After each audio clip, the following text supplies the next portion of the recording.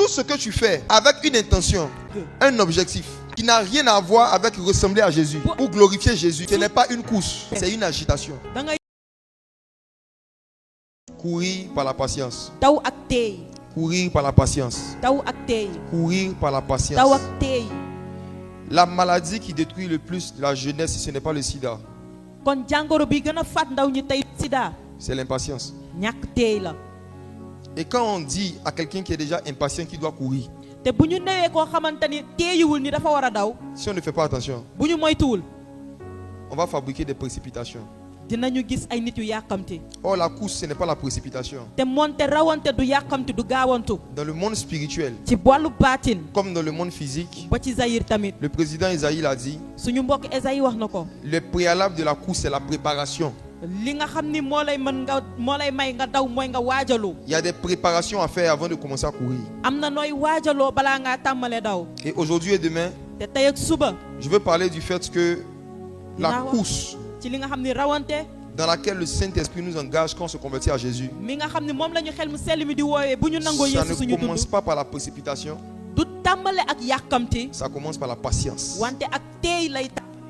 Voici deux vérités profondes sur la course spirituelle. Je vais introduire par deux vérités profondes sur la course spirituelle. Vérité numéro 1, c'est que avant de courir vers le but, il faut d'abord clairement identifier le but en question. Celui qui se trompe de but va se tromper de course. Celui qui a un mauvais but aura une mauvaise course. C'est quoi le but dont le verset parle ici dans Philippiens 3,14? Et si je sors même du verset et que je viens dans ta vie, je te pose une question simple. Quel est le but pour lequel tu es venu à cette convention? Quel est le but pour lequel tu vas à l'église chaque dimanche?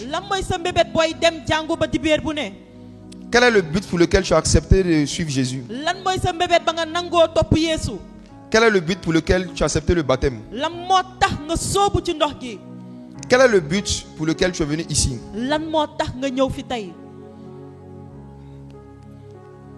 Il y a des gens qui viennent dans des conventions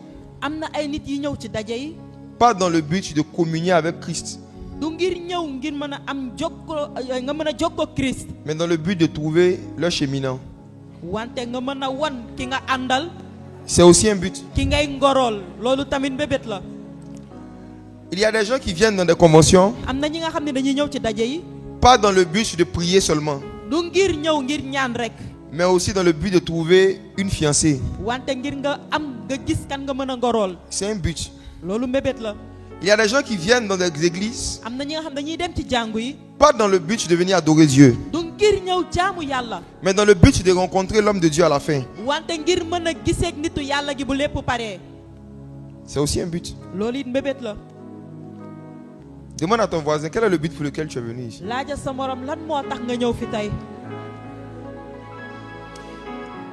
Il y a des gens qui viennent à l'église pas parce qu'ils aiment la maison de Dieu, mais parce qu'ils n'aiment pas l'atmosphère de la maison de leurs parents.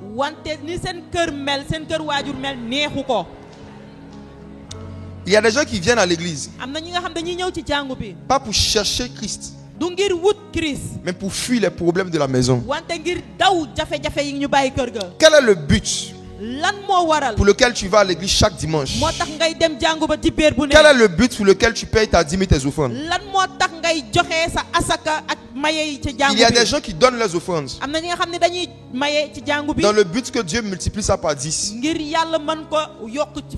Et quand cela n'arrive pas après un certain nombre de mois, ils disent, on donne, mais on ne voit rien. Tu voulais voir quoi? Le but pour lequel tu donnais, c'était quoi? À chaque fois qu'on se trompe de but, on hérite une frustration. Chaque mauvais but est un téléchargement inconscient d'une blessure. Fais les choses de Dieu avec des intentions et des buts qui n'ont rien à voir avec les Saintes Écritures. c'est s'exposer à des blessures intérieures. Voici pourquoi il est important de définir le but, l'objectif pour lequel tu es devenu chrétien. Ce ne sont pas tous les chrétiens qui sont là, qui sont devenus chrétiens parce qu'ils veulent être sauvés. Il y a ceux qui sont devenus chrétiens parce qu'ils voulaient un visa pour aller en Europe.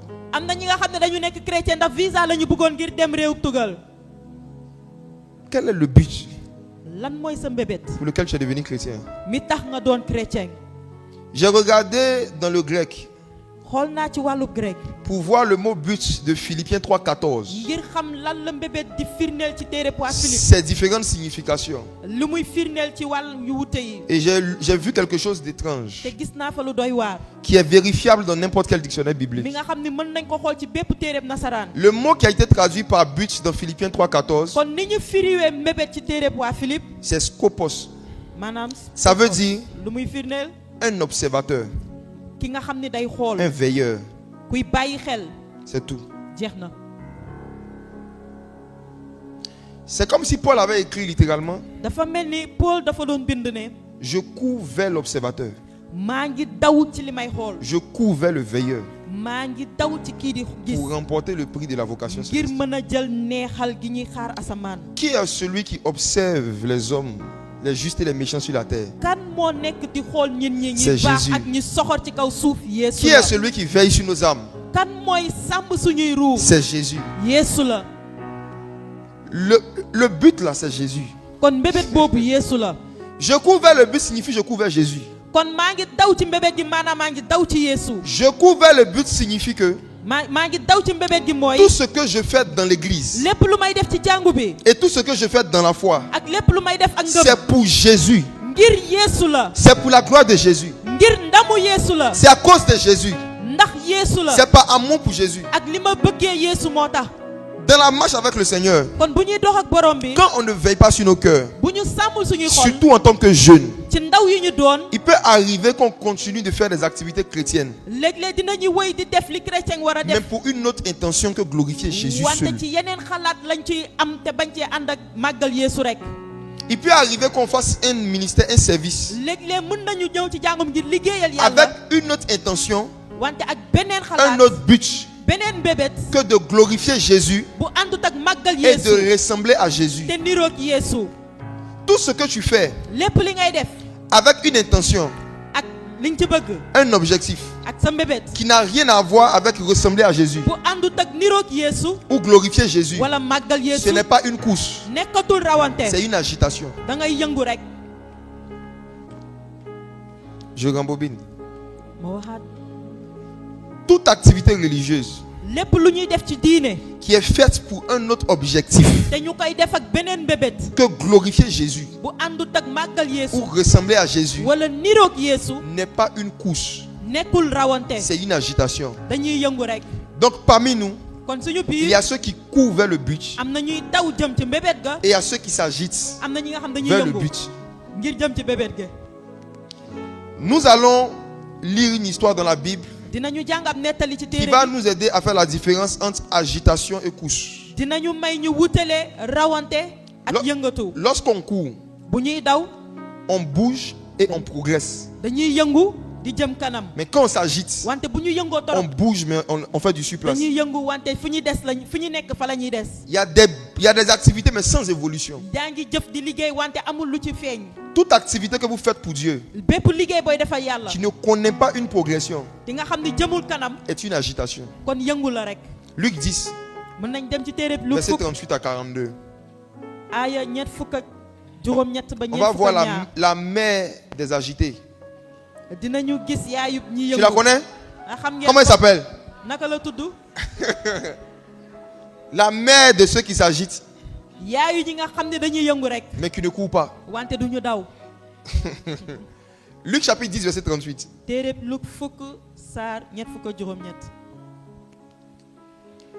On peut lire? Comme Jésus était en chemin avec ses disciples, il entra dans un village et une femme nommée Marthe le reçut dans sa maison. elle avait une sœur nommée Marie qui s'étant assise aux pieds du Seigneur écoutait sa parole. Marthe, occupée à divers soins domestiques, survint et dit: Seigneur, cela ne te fait-il rien que ma sœur me laisse seule pour servir? Pour servir, oui. Dis-lui donc de m'aider. Verset 41. Le Seigneur lui répondit: Marthe, Marthe, tu t'inquiètes et tu t'agites pour beaucoup de choses. Amen. Cette histoire nous parle de deux femmes qui avaient une relation avec Jésus. Il y a une qui courait, il y a une qui était agitée. Il y a une qui était dans la course vers le but. Et puis il y a une qui s'agitait pour le but. Si vous suivez ce que j'ai expliqué, qui est le but? Je n'entends pas votre réponse. Qui est le but? Qui est le but? Entre Marthe et Marie, qui était plus proche du but? C'est Marie. Mais entre Marie et Marthe, qui était plus actif dans le service?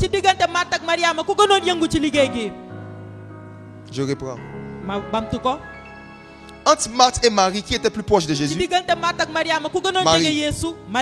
Mais entre Marthe et Marie, qui était plus actif pour Jésus?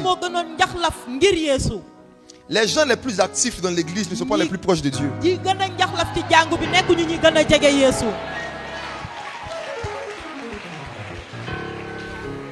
Les gens les plus actifs ne sont pas toujours les gens les plus proches de Jésus. N'évaluez pas la proximité que quelqu'un a avec Christ en fonction de son niveau d'activité dans l'église. Il y a des gens qui sont assis mais qui courent.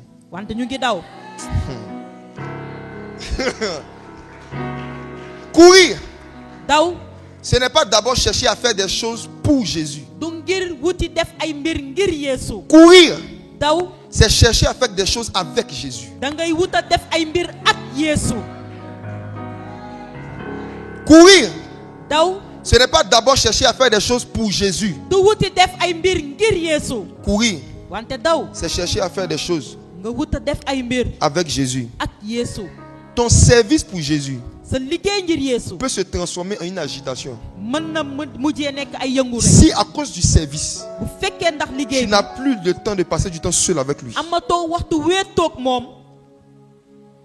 Ton service pour Jésus devient une agitation à chaque fois qu'à cause du service tu ne médites plus la Bible seul, tu ne jeûnes plus seul, tu ne pries plus seul, tu ne vas même pas en retraite seul. Tu t'agites, mais tu ne cours pas. Pour Jésus, ceux qui courent, c'est ceux qui passent du temps avec lui. Il a versé son sang sur la croix, pas pour qu'on devienne serviteur de Dieu, qu'on devienne enfant. La priorité de Jésus, ce n'est pas le service, c'est la filiation. Et dans les mouvements de jeunesse, dans les réveils de jeunesse, quand il y a beaucoup d'activités, quand il y a beaucoup de départements, quand il y a beaucoup de services à faire, si vous ne veillez pas sur vous, ce qui va vous arriver, c'est que vous allez commencer à faire le ministère de Marthe. Vous allez laisser Jésus dans votre chambre pour aller le servir à l'église. Vous allez laisser Jésus dans le jeûne, laissez Jésus dans vos Bibles pour aller le servir à la conversion. Est-ce que tu as médité même la Bible avant de venir aujourd'hui? Je parle à vous qui servez dans les départements. Je parle à vous qui êtes les plus actifs de cette convention. Est-ce que vous lisez encore la Bible seule? Même à l'église là, le pasteur prêche, il donne un verset, tu ne prends pas ta Bible. Ça montre que tu n'as pas l'habitude d'ouvrir la Bible.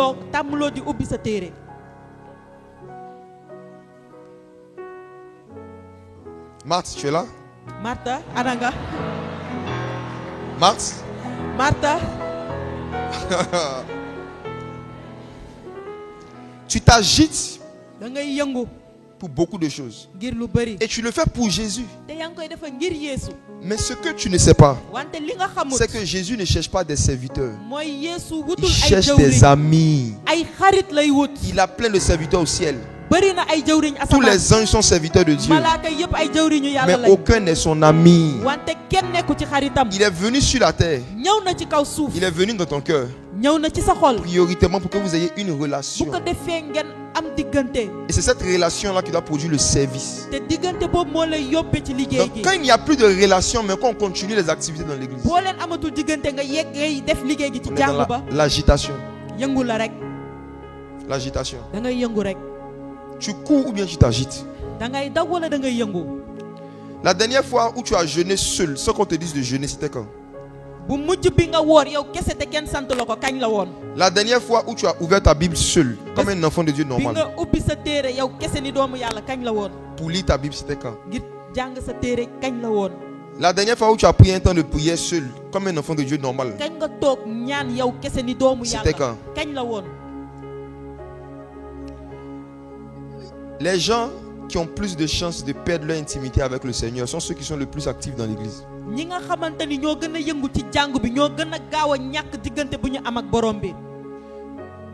Vous tous qui travaillez surtout à la com, je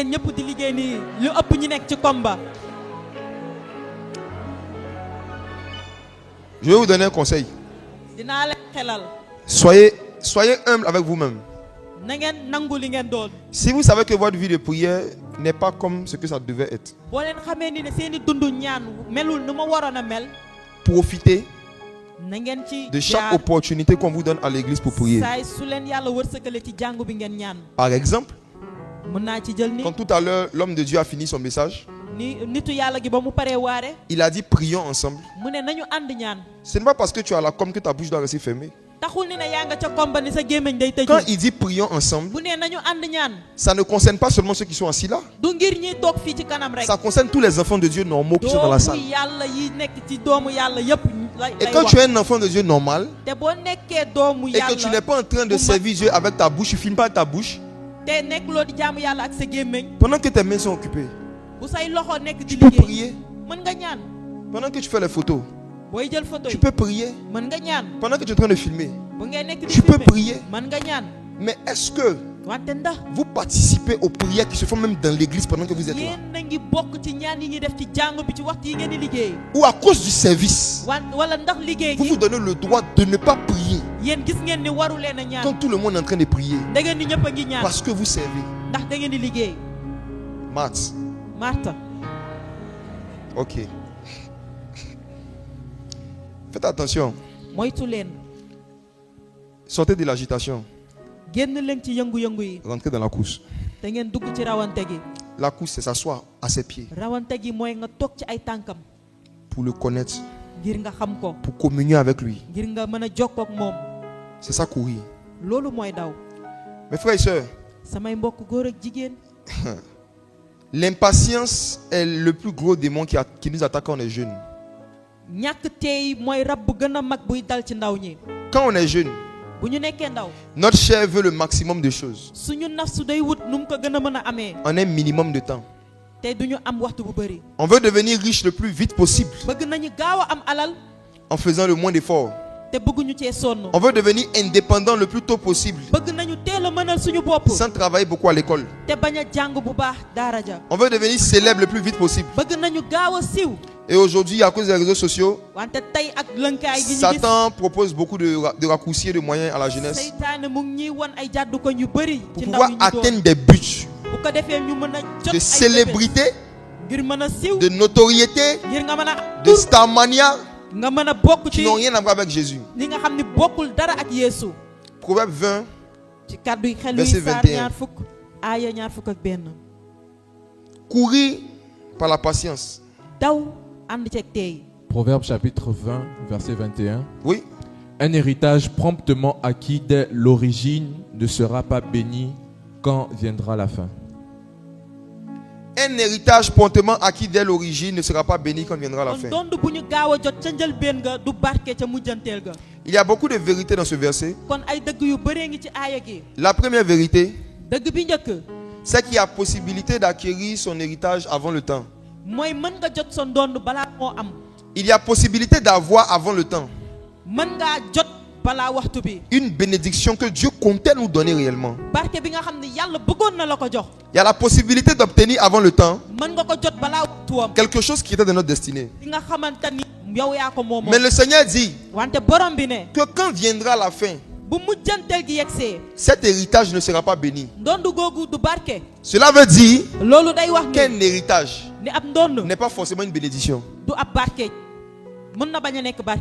Cela veut dire que réussir à obtenir une chose n'est pas la preuve que cette chose est bénie. Des gens se sont mariés avant le temps. J'en ai connu. Il y a des gens qui se sont mariés avant le temps. Des pasteurs ont prié sur le mariage. Mais le mariage n'était pas béni. Et ces gens ont divorcé. Un jeune qui n'avait même pas encore fini les études, qui n'avait pas encore fini de construire son autonomie financière, à cause de la pression sexuelle, peut vouloir fabriquer un mariage avant le temps. Ce mariage ne sera pas béni. Parce que le but pour lequel il allait se marier, ce n'est pas Jésus. En fait, tout ce qui est fait dans une autre intention que de glorifier Jésus ou de ressembler à Jésus, c'est une maison qui est bâtie sur le sable. Et quand la tempête va venir, quand les problèmes vont venir, quand les malentendus vont venir, la maison va s'effondrer. Beaucoup de jeunes ont ouvert des églises et des ministères sur Facebook. Beaucoup se sont précipités à ouvrir les pages de ministères personnels. Les pages avant le temps. Parce qu'il y avait un mauvais but, il y a eu une mauvaise course. Ils n'ont pas pris le temps de s'asseoir au pied des anciens. Se faire former. Apprendre à connaître la Bible.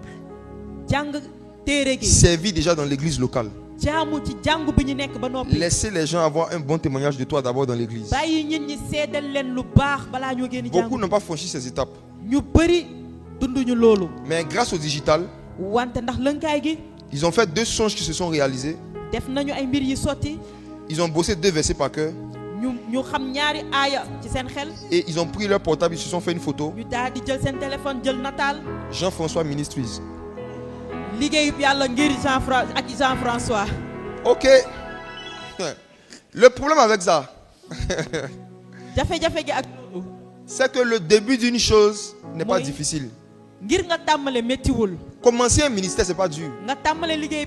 Mais la fin d'une chose vaut mieux. Ouvrir une page, commencer à prêcher, ce n'est pas la fin du ministère, c'est le début. La fin, c'est qu'on vient te retrouver 7 ans après, 10 ans après, en train de faire la même chose. Les jeunes cherchent la rapidité. Les anciens donnent la longévité. Les dons spirituels donnent la rapidité aux jeunes. Mais quand ils n'ont pas pris le temps de s'asseoir au pied de Jésus, à travers les pères, pour apprendre certaines choses, il y a la rapidité mais pas la longévité. La rapidité mais pas la longévité. J'aimerais encourager un jeune qui est en train de m'écouter à ne pas laisser la rapidité avec laquelle les dons se sont manifestés en toi te pousser à négliger la longévité que tu dois acquérir en t'asseyant devant des anciens.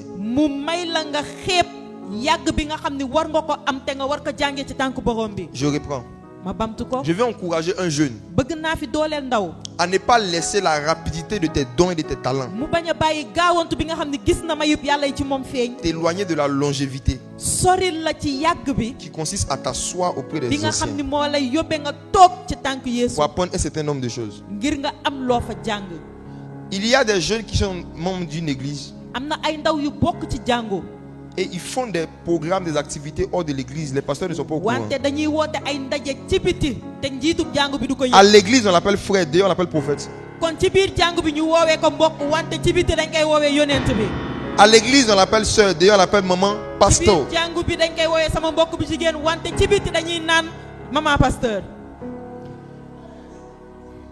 Vous savez le problème avec ça, c'est quoi? Dans la nouvelle alliance, tout ce qui n'a pas été béni par un ancien ne devient jamais ancien. Je reprends. Dans la nouvelle alliance, tout ce qui n'a pas été béni par les anciens ne devient jamais ancien. Ça veut dire que ça ne dure pas dans le temps.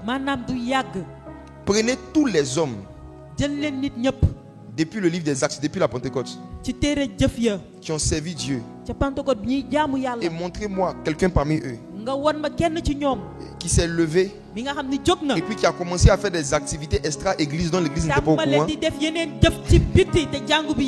et qui a duré dans le temps. Je connais un gars qu'on appelait l'évangéliste Philippe. À cause de la persécution qu'il y a eu à Jérusalem, Philippe s'est retrouvé en Samarie. Et la Bible dit qu'il a prêché le Christ. Actes chapitre 8.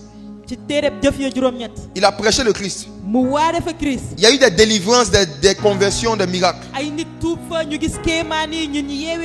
Il a même baptisé des gens. Mais la Bible dit que parmi les gens qu'il a baptisés, il a pris un pour faire son assistant. Simon le magicien. Simon lui a fait croire qu'il s'était converti à Jésus. Et il est devenu l'assistant de Philippe. Mais la Bible dit dans Actes chapitre 8, les anciens, les apôtres, ayant appris que Dieu avait visité la Samarie, mais que c'est passé par Philippe, parce qu'ils connaissaient ce jeune-là, ils ont envoyé Pierre et Jean. Et quand Pierre et Jean sont venus, ils ont découvert que Philippe a chassé les démons. Il a guéri les malades.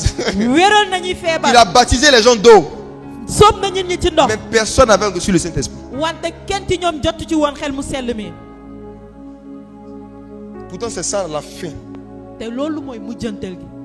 de l'évangélisation. C'est que les gens reçoivent l'Esprit de Dieu pour être sauvés. Philippe a couru. Il a fait beaucoup d'activités, mais il n'avait pas encore atteint le but. Et il ne pouvait pas atteindre le but parce qu'il n'avait pas encore la grâce pour prier pour quelqu'un pour qu'il reçoive le Saint-Esprit. Ce sont des anciens qui sont venus prier pour ces nouveaux baptisés afin qu'ils reçoivent le Saint-Esprit. Et la Bible dit que parmi les fidèles de Philippe, ils se sont rendus compte que le magicien était toujours un magicien. Il avait un mauvais cœur. Son cœur était dans un fiel amer, les liens de l'iniquité. Mais pourtant c'était l'assistant de Philippe. Jeune frère, les dons que tu as vont ouvrir tes yeux sur les démons qui sont dans le corps des gens. Mais c'est le conseil des anciens qui vont ouvrir tes yeux sur le cœur des gens, sur les cœurs des gens.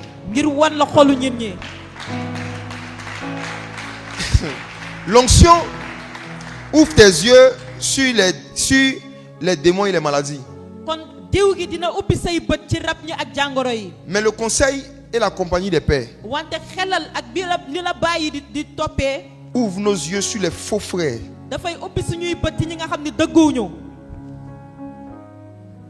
Il a fallu que Pierre et Jean viennent. Que Philippe se rende compte que son travail était incomplet. Quand vous faites des activités hors d'église, que vous ne formez pas vos anciens, arrivé un moment, vous allez croiser Simon. Simon va vous montrer quelque chose qui va tuer et détruire ce que vous êtes en train de faire. Simon, c'est l'image de l'ivraie qui s'infiltre dans les secondes de réveil. Simon, c'est l'image des sorcières qui ont une belle voix, qui se font passer pour des chantres.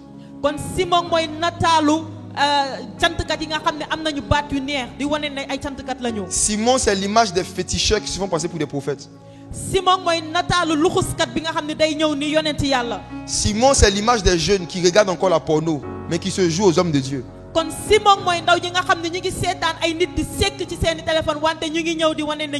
Simon, c'est l'image des gens qui ont reçu des fétiches de leurs parents pour pouvoir avoir des visions.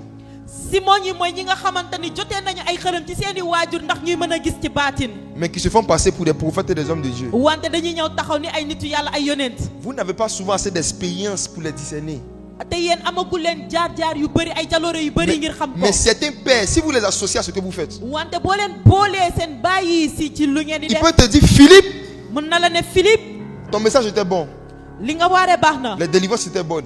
Mais ce frère qui te suit là, son cœur n'est pas droit. Il est dans un fiel amer et les liens du péché. Quand tu es jeune, Dieu va te révéler ton appel. Mais il ne va jamais te révéler tes ennemis. Or, si tu ne connais pas tes ennemis, tu ne pourras pas exercer ton appel pendant longtemps. Ton onction va te révéler tes dons. Mais tes pères vont t'aider à discerner tes ennemis. Pour que tu aies de la longévité pour courir. Ne vous détachez jamais de vos pères et de vos pasteurs. Ne quittez pas vos églises parce que vous avez vu une vidéo sur internet de quelqu'un qui donnait 2 paroles vraies. Je vais vous parler aujourd'hui.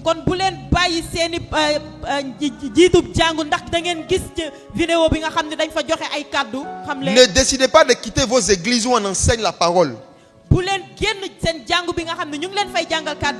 où on vous apprend les vertus de Christ, le caractère de Christ,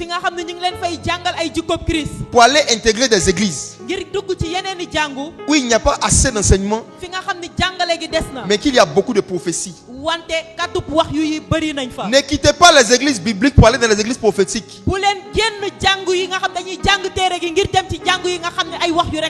Beaucoup de jeunes ont été séduits sur internet par d'autres personnes, des inconnus qu'ils ont vus, qui, comme Simon le magicien, épatent les gens par ces tours de magie.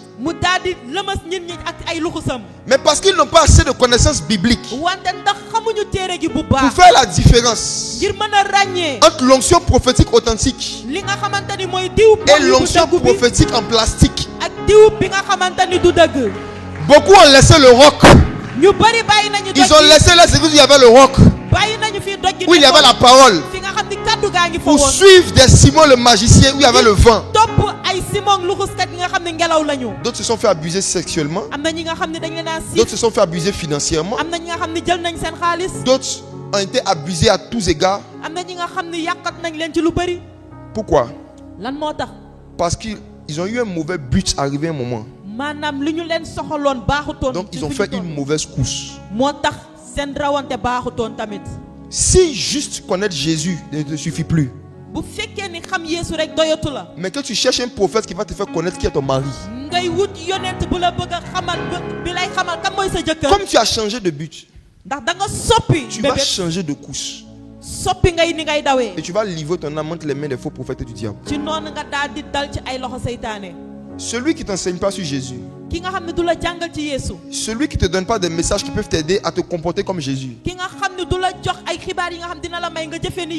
tu dois le regarder de loin. Restez attaché à vos pères. Ils n'ont pas de super pouvoir, mais eux au moins ils ont la longévité. Qu'est-ce que vous cherchez? La célébrité ou la longévité? Mes frères et sœurs, je vais vous donner encore une autre vérité profonde sur la course spirituelle.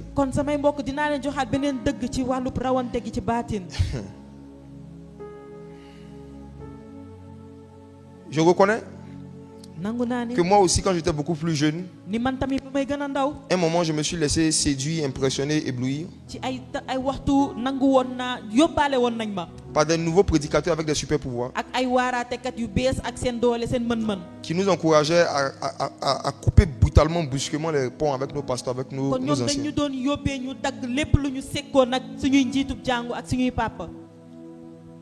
Ils ont exploité notre désir de vivre le réveil. Ils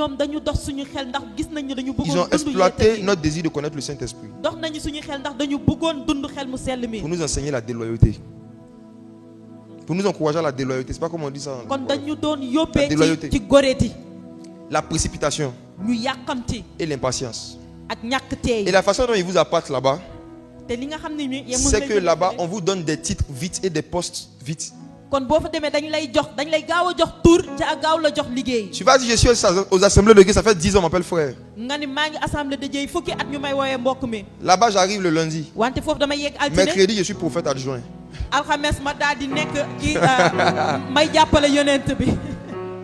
Te donner rapidement des titres, te donner rapidement des tâches dans un endroit où tu n'es pas depuis longtemps.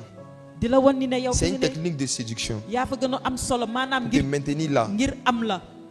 Maintenant, ce que tu ne sais pas, c'est que de la même manière que si une guerre éclate au Sénégal et que les rebelles cherchent les militaires pour les tuer, si on te donne un treillis, que tu le portes, même si tu n'as jamais fait l'école de police, parce que tu as porté le treillis, on va commencer à tirer sur toi.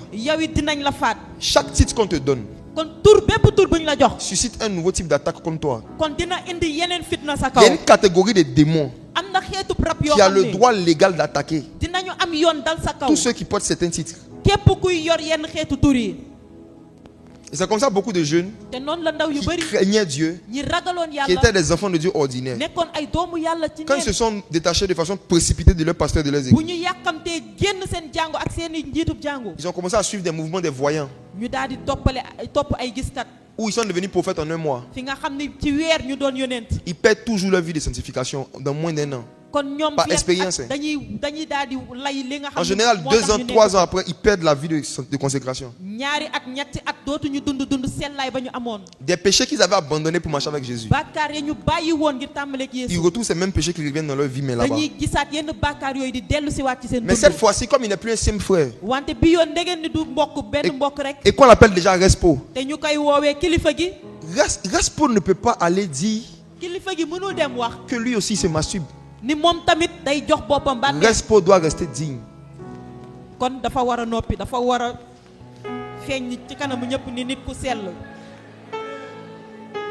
Respo ne peut plus être un enfant de Dieu ordinaire qui a des faiblesses ou des péchés et qui demande de l'aide à des aînés pour qu'on l'aide à sortir de là. Respo doit défendre son titre de prophète voyant majeur, média.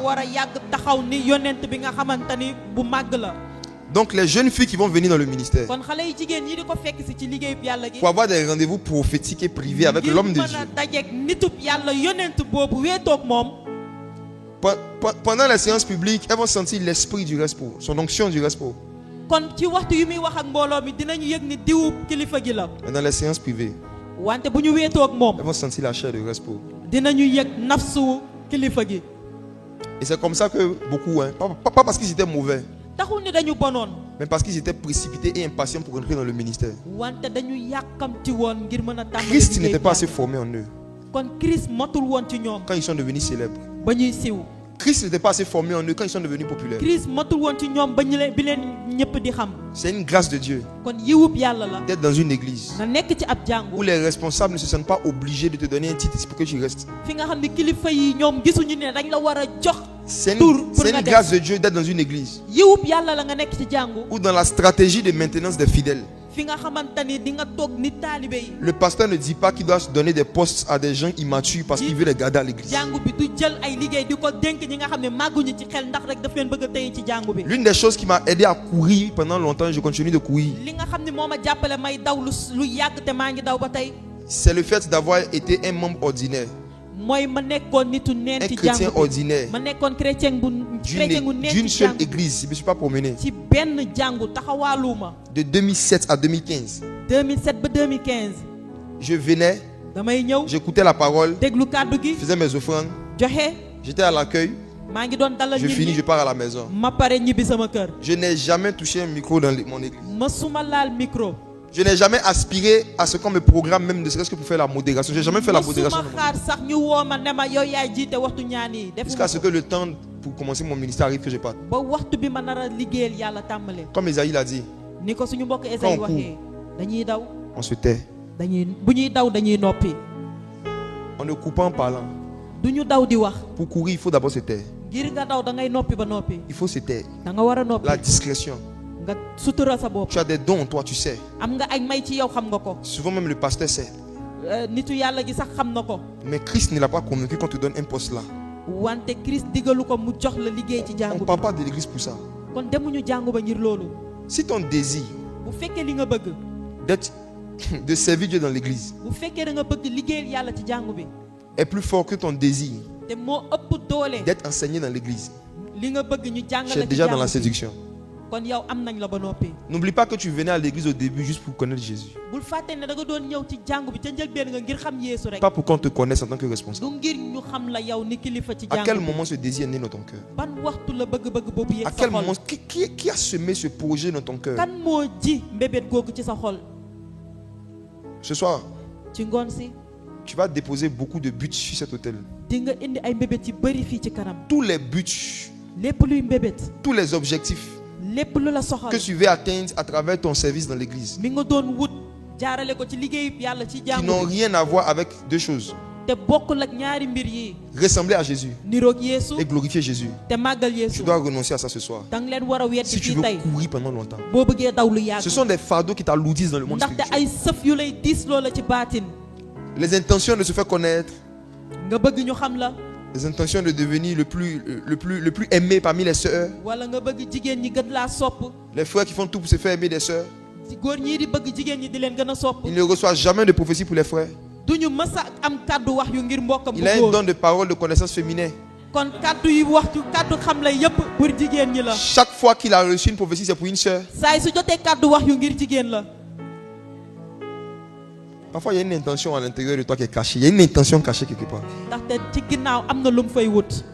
Tu draguais les filles dans le monde, elles refusaient. Tu as trouvé dans l'église un moyen de te faire aimer par les femmes. Le prophétique. Arrivé un moment, tu dois sonder ton cœur. Sonder les intentions pour lesquelles tu fais le choses. Et admettre que tu n'es pas en train de courir vers le but. Tu as d'autres buts cachés dans ton cœur. On va lire un passage dans Marc chapitre 6 verset 44. Pendant que nous sommes en train de lire, là maintenant je vais parler de la deuxième vérité profonde sur la couche.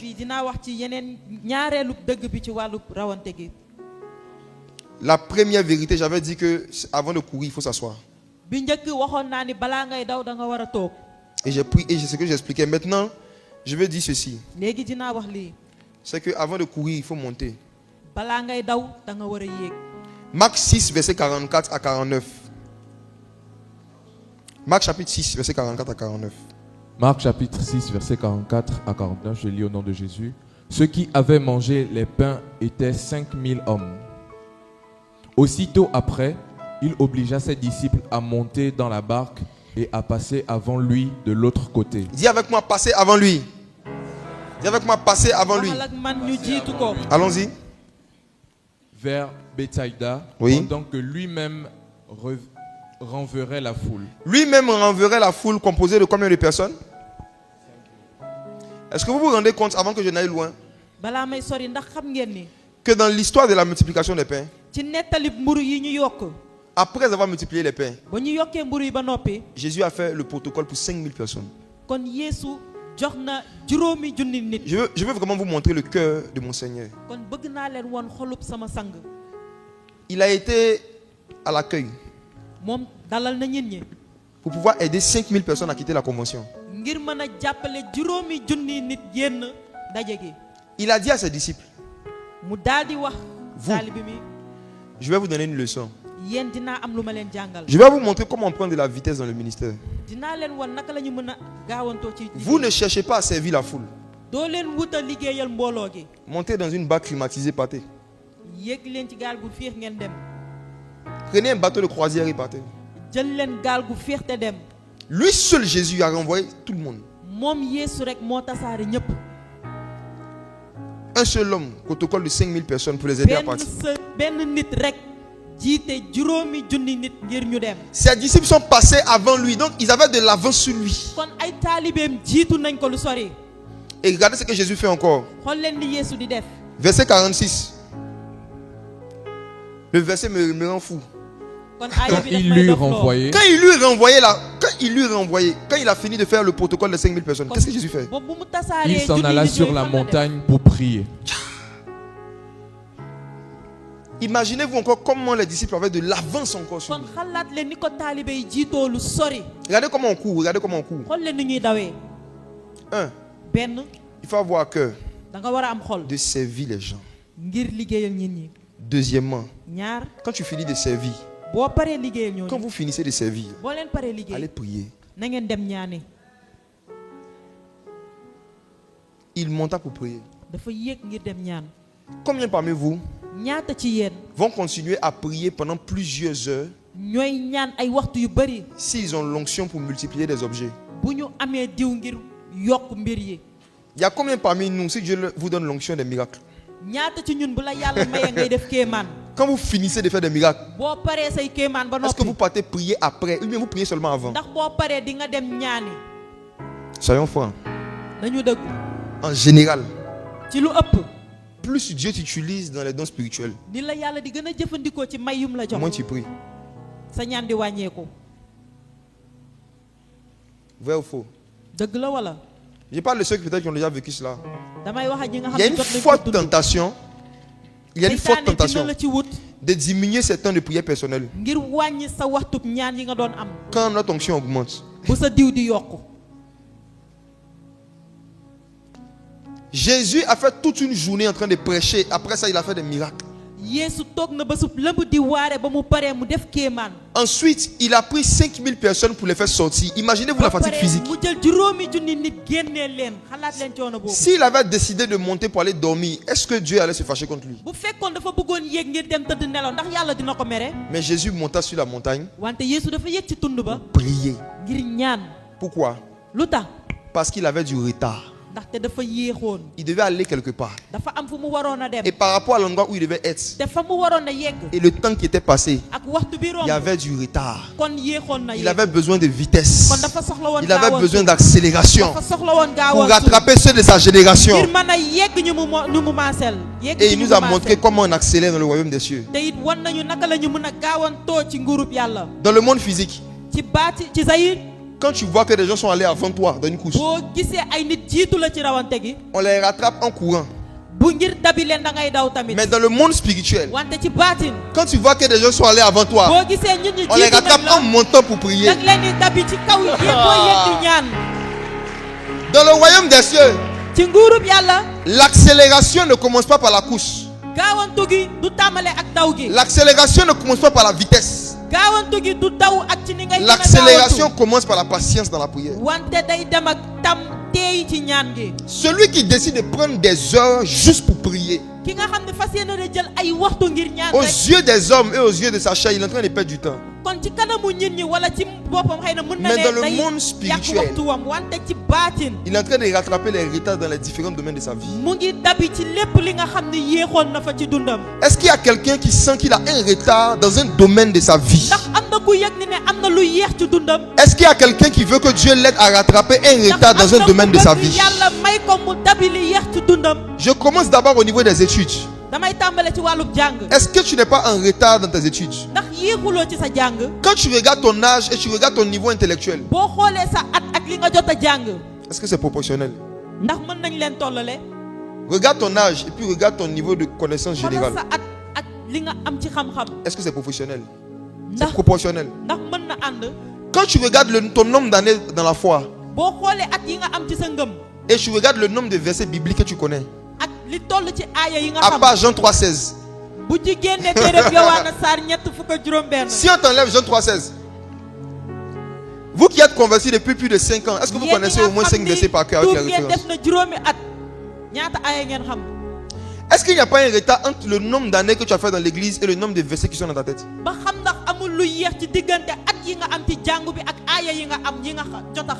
Regarde le nombre d'années depuis quand tu as donné ta vie à Jésus jusqu'à aujourd'hui. Tu as combien de dons spirituels? Est-ce qu'il n'y a pas un retard entre ton âge et ton niveau financier?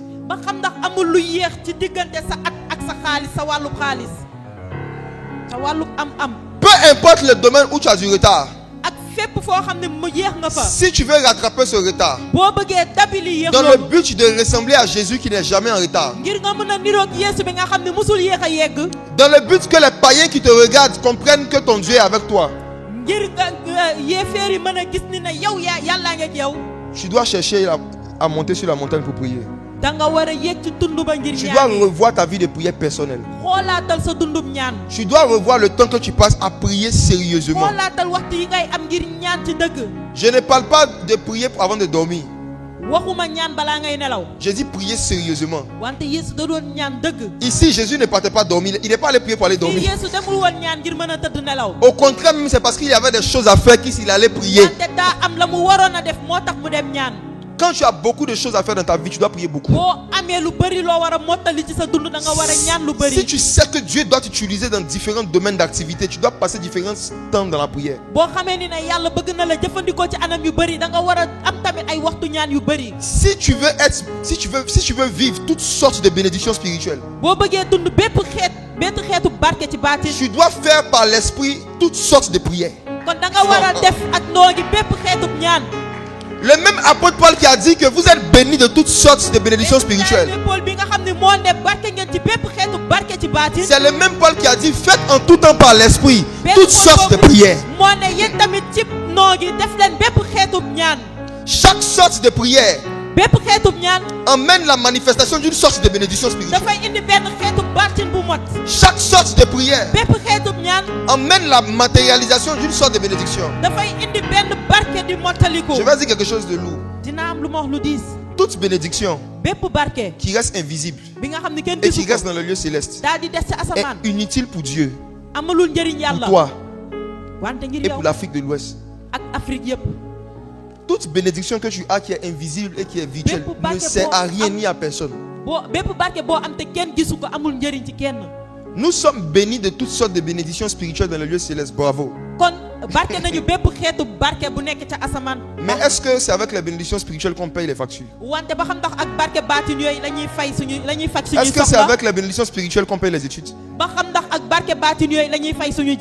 Quand tu vas vouloir te marier, est-ce que c'est avec la bénédiction spirituelle que tu vas payer la dot? Tout ce qui est spirituel et qui ne devient pas physique est inutile. Et Dieu a mis en place un système de conversion de ce qui est spirituel en des choses physiques. Et ce système de conversion, c'est la vie de prière. Prier. Prier. Prier. Regarde ta vie. Regarde la famille d'où tu viens. Regarde la vie sociale, la vie financière des gens de la famille. Si tu ne pries pas plus qu'eux, tu ne pourras pas réaliser plus qu'eux. Toi, tu ne peux pas prier comme tout le monde. Parce que tu n'as pas le même combat que tout le monde. Toi, tu ne peux pas jeûner comme tout le monde. Une fois par an. Jeûne annuel de l'église. Tu continues comme ça. Un jour tu vas te lever. Tu es couché au cimetière.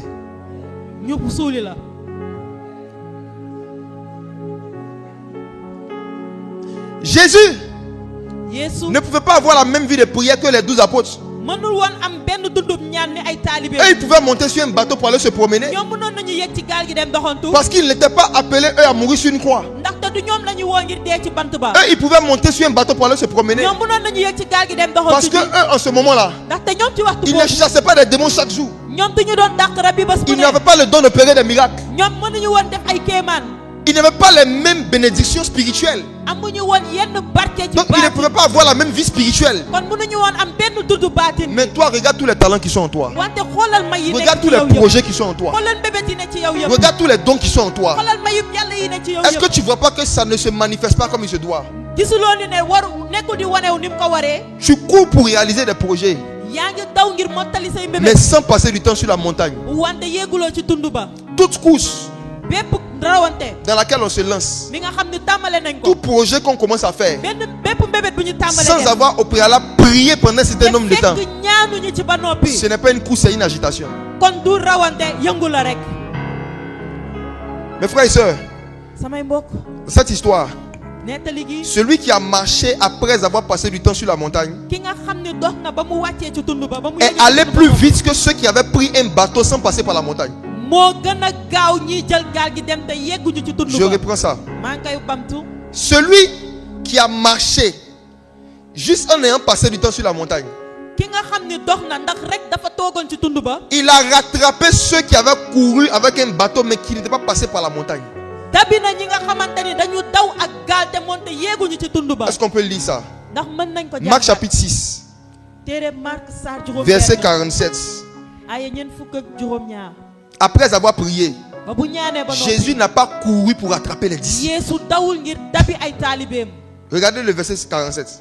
Verset 47. Le soir étant venu, la barque était au milieu de la mer, et Jésus était seul à terre. Oui.